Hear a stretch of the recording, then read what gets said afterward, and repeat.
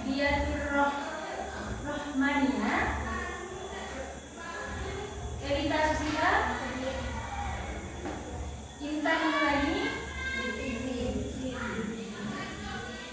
Hoirul Anwar, Muhammad Zidanul Hasan, Muhammad Aditilla,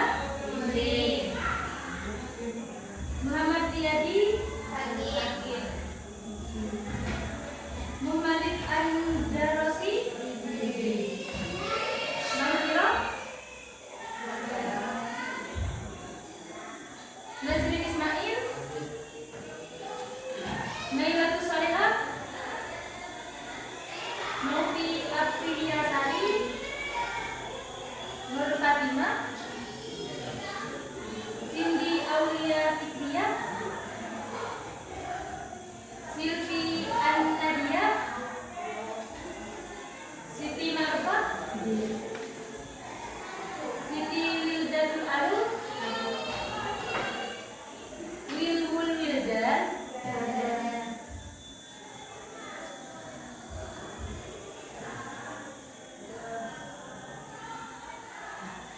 sekarang yang akan saya bahas tentang pengertian fungsi dan jenis-jenis bank. Nah, sebelum saya mulai penjelasannya, mungkin kalian pernah dengar apa itu bank? Ada yang tahu? Apa itu bank? Meminjam uang. Ada lagi? Menyimpan uang.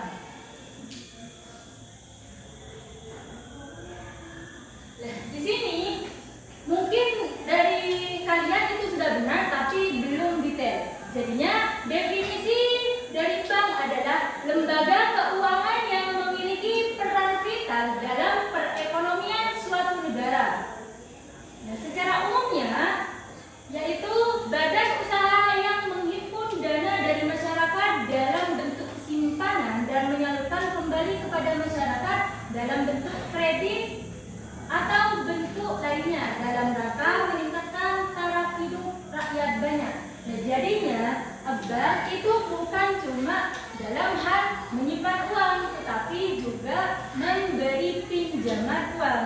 Jadi poin pentingnya di bawah yaitu satu, perantara keuangan. Maksud perantara keuangan, kalau dulu kan kalau kalian sebelum adanya bank, kalau kalian nggak punya uang, pinjam uang kan pastinya kalian itu kan dari satu-satu, maksudnya nanya ke temennya satu-satu, ada yang punya uang, ada yang punya uang. Kalau sekarang itu ada bank. Maksud dari perantara keuangan ini, kalian nggak usah nyari orang, maksudnya nyari teman kalian yang punya uang. Kalian cuma perlu pergi ke bank dan ngajukan pinjaman. Itu maksud dari perantara keuangan.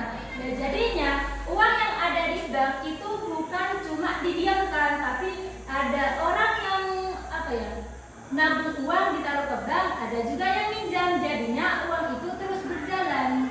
Itu menjadi bank, menjadi perantara keuangan.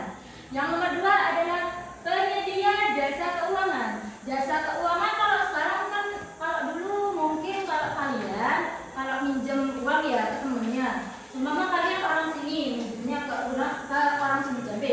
Itu kan kalau kalian mau bayar utang kan harus ke rumahnya. Kalau sekarang kan enggak, tinggal transfer. Ya itu enaknya sekarang adanya bank. Yang ketiga, pengelola risiko. Maksudnya pengelola risiko itu di banknya sendiri. Bank itu kan kalau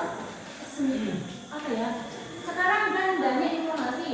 Kalau kalian pernah dengar informasi ada orang yang bunuh diri gara-gara nggak bisa bayar utang? Ada. Nah, banyak kan? Pengelola risiko maksudnya ini, bank itu harus memperhatikan lebih detail lagi data nasabah-nasabah yang ingin meminjam uang. Karena apa? Karena kan kalau sudah minjem uang ya tiba-tiba bunuh diri, kan uangnya kan nggak bisa dibayar, utangnya kan nggak bisa dibayar. Jadinya uang yang dipinjam itu sudah nggak bisa dikembalikan lagi, maksudnya diambil lagi dari bank.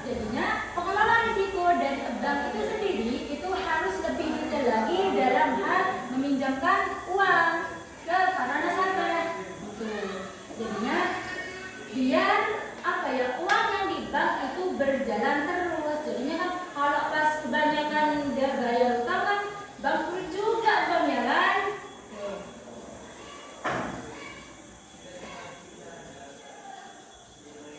Lanjut, asas dan prinsip dasar perbankan di Indonesia, yaitu satu, asas demokrasi ekonomi. Perbankan Indonesia berasaskan demokrasi ekonomi dengan menggunakan prinsip kehati-hatian. Nah, lanjut ke nyambung ke ini, prinsip kehati-hatian. Bank wajib melaksanakan kegiatan usahanya dengan senantiasa menerapkan prinsip kehati-hatian untuk melindungi kepentingan nasabah. Dan asas demokrasi ekonomi ini nyambung ke yang tadi. Jadi gini, kalau dulu kan ya, kalau dulu itu kan orang kebanyakan ya punya ininya ya, punya pemikiran ingin punya usaha tapi di kendala modal. Nah, demokrasi ekonomi ini maksudnya sekarang kalau kalian pengen punya usaha UMKM, usaha kecil-kecilan, itu kan kalian sudah bisa mengajukan di bank, mengajukan pinjaman dengan syarat ada KTP, ada NPWP, kayak itu. Jadinya adanya bank, asas prinsip dasar perbankan ini salah satunya adalah demokrasi ekonomi. Jadinya ekonomi di Indonesia ini biar stabil. Jadinya kayak uang biasanya ya, yang kayak kelebihan uang. Maksudnya kan kalau dulu kan kalau punya uang itu ya cuma disimpan sendiri. Uang itu kan udah kira nambah kan. Kalau ditaruh di bank itu kan bisa dipinjam orang lain. Jadinya uang itu muter terus.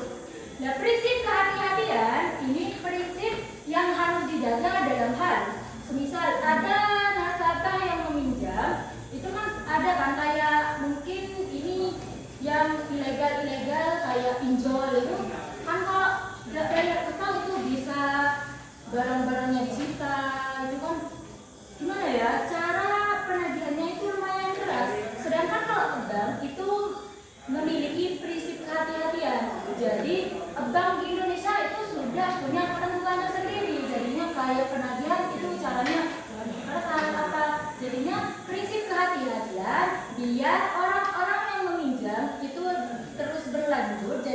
Jadinya uang itu gimana ya? Kalau semisal ada satu orang minjam, nah itu pelannya cuma sehari, pas dendanya itu seumpama bunganya dinaikkan 10%. Kan itu kan nggak kira ada orang yang minjem lagi kan, karena bunganya terlalu tinggi.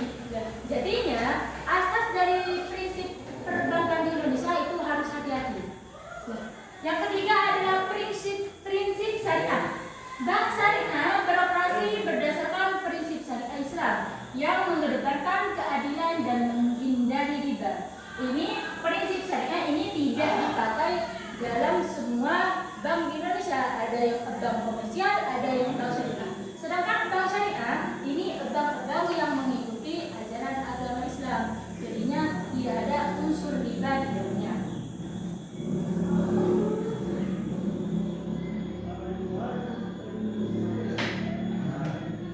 Terus fungsi utama bank: penghimpunan dan penyaluran dana. Penghimpunan dana menerima simpanan dari masyarakat dalam bentuk tabungan, giro, dan deposito. Nah, ini penghimpun dana ini gak harus berbentuk uang, karena tabungan ada yang memang orang itu uangnya disimpan ke bank untuk nabung. Jadinya uang itu cuma diam di bank. Jadi untuk giro ini lebih ke arah, kan kalian sering kan kalau lihat di film itu kayak orang yang memberikan cek itu kan ada yang uangnya cuma ada di tangan sekarang tapi dia cuma diberi cek. Ya, itu termasuk giro. Cek itu salah satu giro. Jadinya uang yang ada di bank itu cuma bukan untuk tabungan tapi untuk disimpan dan ditransfer ke orang lain. Dan deposito itu lebih ke arah itu investasi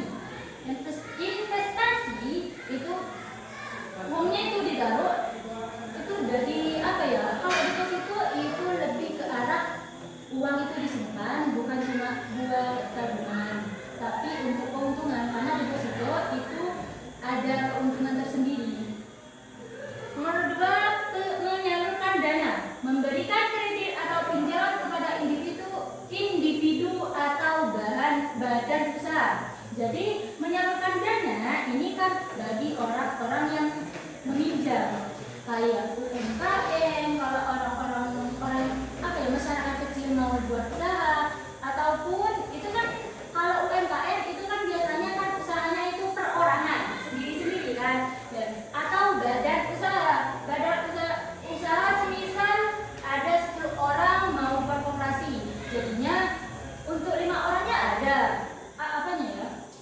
uangnya ada, modalnya ada, dan 5 orangnya ini tidak ada, jadinya bisa minjem ke bank dengan cara badan usaha. Badan usahanya sumpama buat koperasi, entah buat toko kayak itu. Jasa perbankan lain menyediakan layanan seperti transfer uang, pembayaran, dan inkaso. Menyediakan layanan seperti transfer uang kan kalian sudah tahu kan, kayak yang tadi disebutkan. Kalau kalian sudah ada kepentingan, entah kalian mesen barang, pakai transfer, jadinya kalian itu mentransfer uang dari kalian ke penjual. Dan pembayaran sama aja transfer uang. Kalau transfer uang ada yang memang bukan dari dari pinjam, entah dari memang ngasih ke saudara. Kalau pembayaran kan berarti kalian itu melakukan pembelian, kayak kalian beli di Shopee pas pembayarannya itu lewat bank. Dan inkaso ini lebih ke arah sama ke giro. Inkaso ini gini, contohnya ini, kalian itu seumpama kalian punya teman kalian tuh punya utang ke kalian, pas teman kalian itu gak ngasih cash tapi ngasih cek. Cek ini gak usah dicairkan dari bank temenmu, jadinya cek ini cuma dikasih ke bankmu. Seumpama kalian itu pakai bank BRI, bank BRI ini ceknya dikasih ke bank BRI, lalu ini sudah teridentifikasi benar, jadinya dari bank temanmu itu bisa langsung transfer uang ke rekeningmu, jadinya cek itu gak usah diurus ke temanmu, jadinya kalian itu langsung ke bank gitu. Uang itu langsung bisa ditransfer.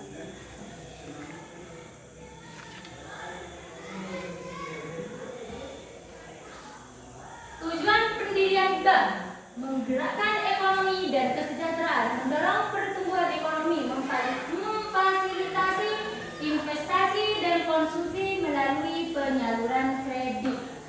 Mendorong pertumbuhan ekonomi maksudnya yang nyambung ke yang tadi kalau dulu mungkin kalau kalian pengen punya usaha ada modalnya, itu kalian masih harus minjem ke tetangga, nyari satu-satu, dikesen punya uang gitu kan. Kalau bahasa Maduranya kan dikesen minjem gitu kan ya.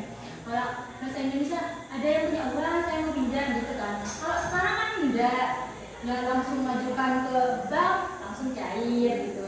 Jadinya mendorong pertumbuhan ekonomi, adanya bank ini sangat bermanfaat untuk ekonomi di Indonesia. Orang-orang yang punya usaha kayak usaha UMKM itu bisa berjalan dengan lancar karena adanya pinjaman modal. Karena kebanyakan kan kalau usaha itu terkendala itu di modal kebanyakan, apalagi kalau di desa punya rencana pengen jualan minuman tapi gak ada modal, cuma gak nyampe separuh kan gitu kan biasanya.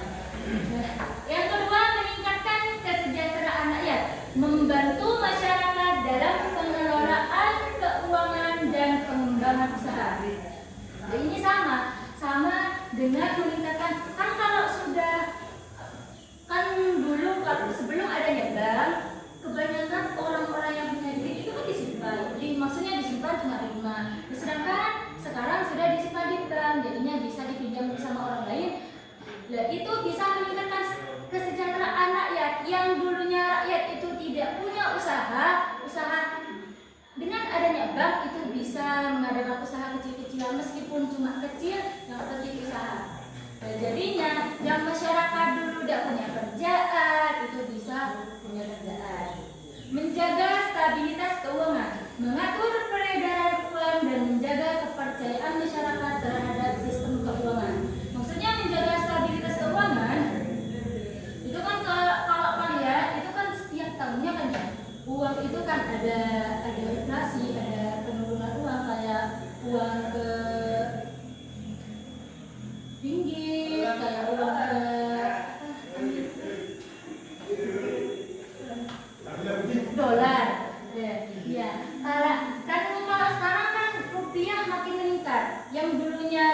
satu dolarnya itu bisa 14.000 rupiah, sekarang kalau tidak salah sudah 11.000 itu.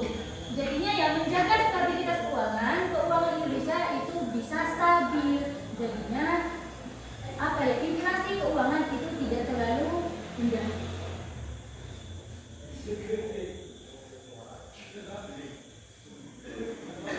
Jenis bank berdasarkan fungsi. 1. Bank sentral mengatur dan mengawasi stabilitas moneter dan di sistem pembayaran. Dan bank sentral biasanya di satu negara itu bank sentralnya itu cuma satu. Bank sentral di Indonesia itu BI, Bank Indonesia. Nah, jadinya kalau bank sentral itu beda sama bank komersial sama bank syariah. Bank sentral itu cuma ya tugasnya itu bukan menerima tabungan atau menyediakan pinjaman, tetapi bank sentral ini bank yang mengatur ada bank-bank lain dalam segi suku bunga, dalam segi pokoknya ya. Kalau bank sentral ini lebih ke arah bukan mengatur uangnya tapi mengatur banknya, bank lain. Jadinya kalau bank sentral ini bank yang paling penting dalam semua bank-bank yang lain, bank komersial, bank syariah, karena tujuannya cuma ya tujuannya itu bukan mengawasi uangnya tapi mengawasi banknya.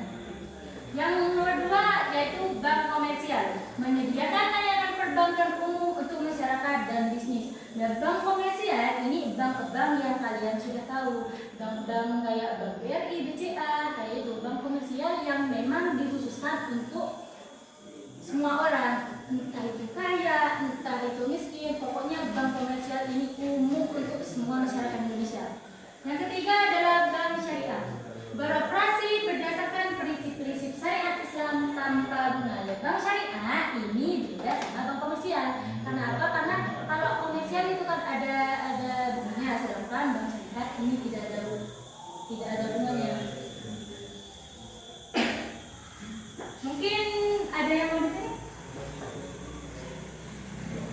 Mau tanya? Tabungan sama giro sama deposito. Nah, kalau tabungan lebih ke arah uang itu disimpan ke bank itu karena ditabung. Dan kalau tabungan itu kan biasanya kan kalian itu ya terserah kalian mau nabung 50, itu tergantung banknya. Kan setiap bank itu apa ya, minimal tabungan itu udah sama. Jadinya kalau tabungan itu nominalnya itu kecil.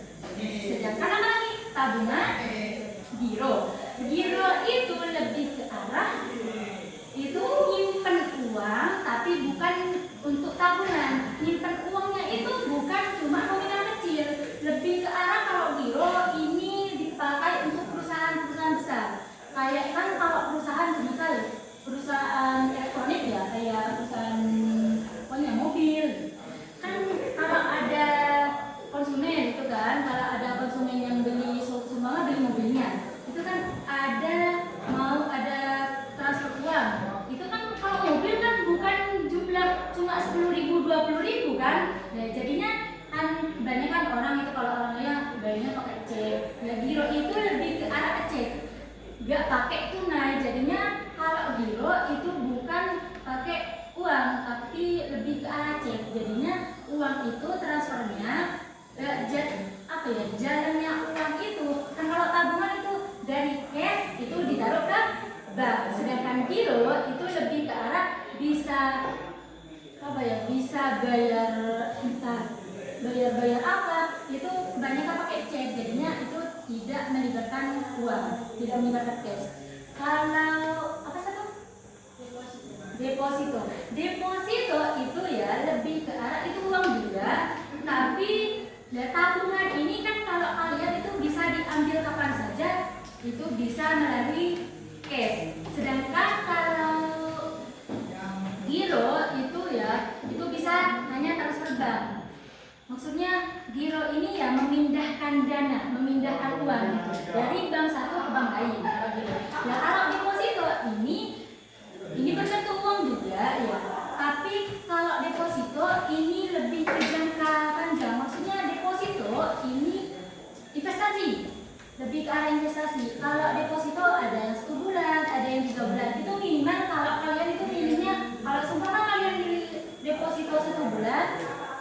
itu lebih, uang kalian itu tidak boleh diambil selama 1 bulan. Jadinya uang kalau deposito, kalau tabungan kan bisa diambil kapan aja. Sedangkan kalau deposito itu harus memenuhi syarat dari deposit tersebut. Kalau kalian milihnya yang 1 bulan, kalian harus ngambilnya kalau cuma 1 bulan. Dan deposit itu biasanya ada keuntungan, ada bunga yang diberikan oleh bank tersebut. Jadinya kalau deposit itu lebih ke arah investasi. Bisa investasi jangka panjang karena deposit itu tidak tentu. Ada 1 bulan, 3 bulan, 1 tahun, itu bermacam-macam. Ngerti?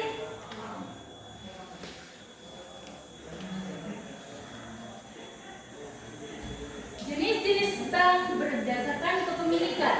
Bank pemerintah, seluruh atau sebagian besar sahamnya dimiliki oleh pemerintah. Jadinya kalau bank pemerintah ini ya, saham kan kalau perusahaan besar itu kan tidak semua itu kan dimiliki cuma 1 orang. Itu biasanya banyak orang.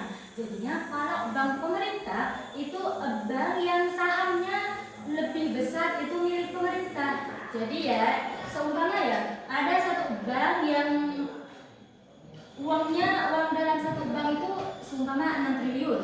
Nah, itu 50%-nya itu dimiliki pemerintah. Jadinya bank itu disebut bank pemerintah. Karena apa? Karena sahamnya itu lebih banyak ke pemerintah. 50%-nya pemerintah, 50%-nya itu di banyak orang memang. Pas bank asing, bank cabang dari bank yang berkedudukan di luar negeri. Bank asing ini banknya biasanya yang ada di Indonesia itu cabangnya. Ada bank yang memang pusatnya itu di luar negeri dan cabangnya itu di Indonesia gitu. Jadinya kalau bank asing itu memang bank yang bukan milik Indonesia. Bank swasta nasional, seluruh atau sebagian besar sahamnya dimiliki oleh swasta nasional. Beda lagi sama dengan bank pemerintah. Bank pemerintah ini ya yang memiliki ini kan pemerintah. Sedangkan bank swasta nasional ini memang swasta dimiliki, bukan tidak menyangkut pautkan sama pemerintah. Jadinya swasta nasional ini memang dipakai sebagian besarnya itu swasta nasional. Maksudnya kayak Bank Jatim. Bank Jatim, bank yang memang berfokus pada daerah Jawa Timur, tidak bisa digunakan di Jawa Barat, kayak itu. Kayak Bank Jatim itu fokusnya cuma dalam hal pokoknya kemajuan di Jawa Timur. Pas bank campuran,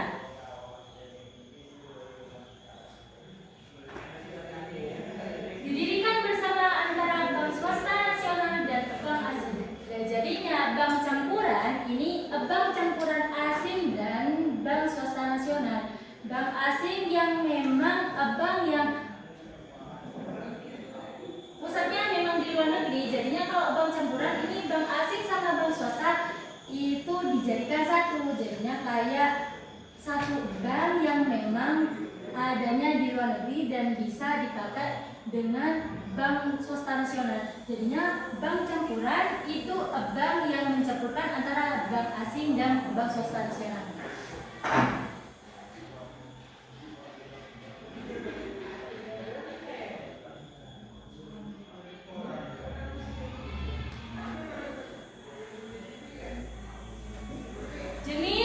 Jenis bank berdasarkan kegiatan. 1. Bank konvensional.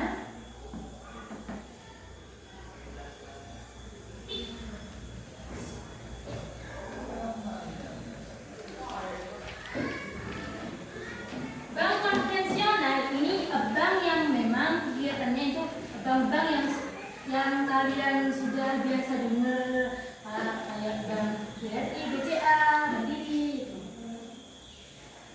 Yang kedua adalah bank syariah. Bank yang kan tadi kan sudah dijelaskan, bank syariah adalah bank yang mengikuti ajaran agama Islam, yang mana bank ini tidak ada suku bunga.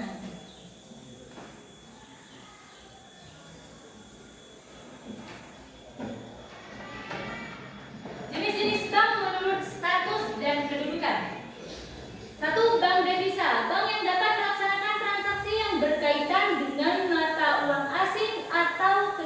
menggunakan devisa secara keseluruhan. Contohnya transaksi ekspor impor valuta asing dan lain-lain. Nah, bank devisa ini bank yang bukan cuma menerima mata uang rupiah, bukan cuma mata uang Indonesia, tapi bisa menerima mata uang asing, dolar, ringgit. Pokoknya kalau devisa itu bisa menerima semua mata uang. Kalau dua, bank non devisa, bank yang tidak dapat melakukan transaksi dalam valuta asing, fokus pada transaksi domestik. Contohnya transaksi dalam negeri seperti tabungan, giro deposito, dan kredit dalam mata uang rupiah. Jadinya kalau bank non devisa ini bank yang memang cuma bisa menerima uang dalam bentuk rupiah. Jadinya kalau mata uang asing itu tidak bisa diterima dalam bank non devisa. Jadinya tahu kan perbedaan bank devisa sama bank non devisa? Kalau bank devisa, bank yang menerima mata uang.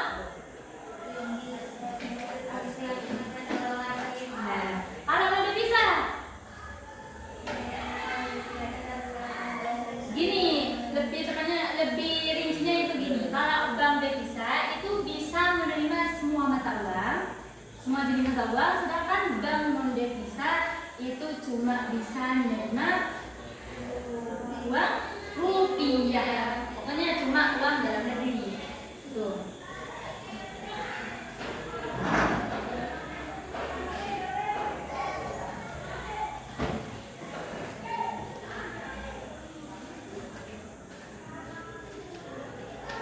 Mungkin cukup sampai di sini. Ada yang mau ditanyakan? Mau bertanya? Ya? Bedanya bank komersial dan bank syariah seperti apa? Oh, kalau bedanya bank komersial sama di bank syariah itu ya, kalau bank komersial itu lebih ke arah ngambil untungnya itu di bunga. Nah kan kalau kalian itu semisal ya, kalian nyimpan uang di bank itu seumpama 100%. Nah per bulannya itu ada bunganya entah 1%, 6%, jadinya uang kalian itu berkurang. Ya. Sedangkan kalau bank apa tadi? Syariah. Kalau bank syariah itu sistemnya itu pakai apa ya? Ikut agama Islam, jadinya tidak ada unsur bunga. Kalau ngambil keuntungannya itu lewat berbagi apa? Kayak kalau bank syariah itu ya lebih ke arah uangnya itu diputar lagi, itu pembagian hasil. Jadinya kalau bank komersial itu uangnya cuma ditaruh dan uang kalian itu berkurang, sedangkan bank syariah itu uang kalian itu bertambah karena uang kalian itu dijadikan usaha. Kayak bank-bank muamalah, kayak bank syariah itu ya kebanyakan itu digunakannya ke toko-toko. Jadinya kayak bank punya Sirogiri itu di uangnya itu tidak dimentok cuma di bank, jadinya uang itu dijalankan dikelola ke toko basmala gitu. Jadinya kalian itu dapat untung juga kalau bank syariah dan tidak ada unsur riba. Nanti ada yang